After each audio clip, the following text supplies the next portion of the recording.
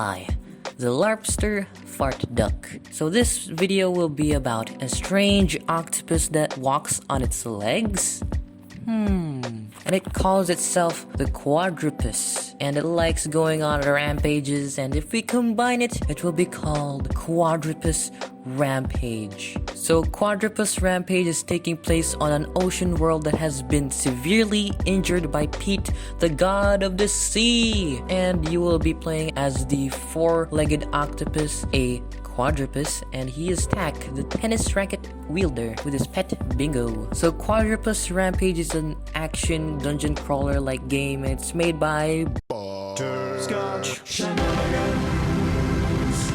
By the way, that is a legendary name for a game company. And if you're running low on storage, it only costs 70 MB, and that's kinda cheap if I gotta say so myself. And it's also free, and that's a great price. And if you want to talk to people that likes the game, it has 1 million downloads, so you don't have to worry about being lonely, unlike me. Sorry to keep you waiting, but we're gonna finally talk about the game. So first things first, we're going to talk about the first thing you see when you open it up, which is the legendary butterscotch shenanigans, and of course, the menu, and a spinning thing that we'll talk about a little bit later. And to start playing, we have to slap this button with your sweaty hand. So when you finally press play, you will see the play screen. And what you see there, it is the option to change difficulty into harder difficulties and the normal difficulty. So the first thing you see when you start playing is that hot octopus bum. Damn, boy, he's sick! It's that neat angle. It's basically a 2D top-down, which is pretty sick. And of course, buttons. Because what's life without buttons? Am I right or am I left? And you also see this starfish thing named Bingo that menacingly attacks evil things. Anyways, let's talk about the buttons. And it's in no particular order. So first, the bottom right part. And I'll be skipping this boy right here because you guys probably know what this does, right? So this long curvy button makes you jump to the heavens and smack the ground, which produces a large AoE effect, and it's very useful for big crowds of these fish boys. So there is also another curvy long button, and if it is brutally touched, you will blow a very durable bubble shield somehow, and it makes you immune to damage for a certain amount of time. And also this dark edgy button that lets you fart dark and edgy clouds that boost you to a certain distance, and it's very useful because it has a pretty short cooldown to avoid those certain fish boys that's been bothering you. And of course, last but not least, there's this pretty green button that lets you imposter things. And what's the point of stabbing if there's no stabby? Like these cute and innocent creatures that spit blue balls.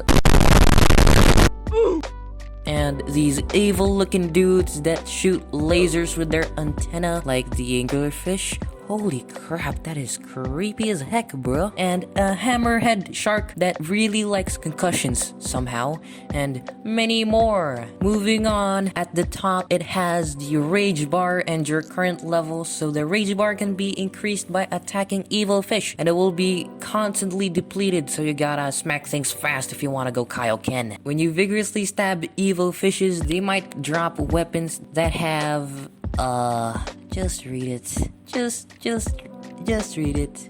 Just read it. By the way, the names are randomly generated. What? If you were wondering about this strange hole, it's a way to go down without getting hurt by fall damage. And the more you go down it, the harder it gets. There's also another hole, but this time it's green. And if you get vacuumed by it, you will go to a harder but probably more rewarding floor, and everything is also colorful, and these guys can move their lasers, and this guy right here shoots 2 blue balls. Oh look, you finally died to a bunch of fish. And now we're revisiting the menu screen and the spinning Bingo. Legends say he still spins to this day. So if you want to get stronger, you can upgrade yourself by using orbs, which is the common currency that you get from the evil fish. So if you upgrade yourself, you will become the strongest quadrupus in the ocean. And basically everything here is pretty self-explanatory, so I don't have to explain it to you because I'm lazy. Alright, on to the masteries. So if you want to gain extra abilities to slaughter more evil fish, you gotta complete challenges to acquire a mastery, but there's a catch. You can only pick one ability, which ain't so bad. And if you suck at completing challenges like me, you can also buy them by using doubloons, which is the rare currency that you might get from evil fish. Probably, I forgot.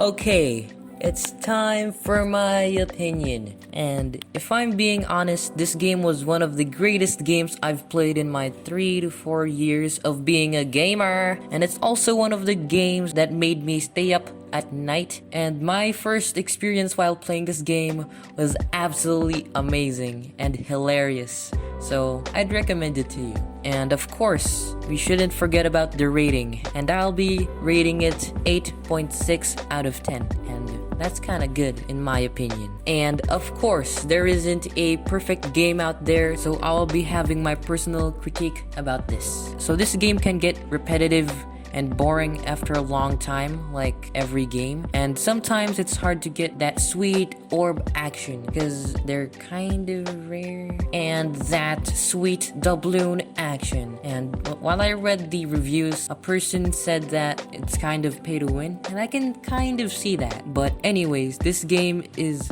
a pretty good game overall, so I recommend this to anyone that has free time. And well, we're in quarantine, so we have an abundance of that. Well, I hope I have enlightened you with my sweet knowledge juice. And if you have any suggestions for a new something about video, you can always go to the comment section. And you can also give me feedback about this video. So if you have any critiques, you can say that. And always remember, eat cheeseburger.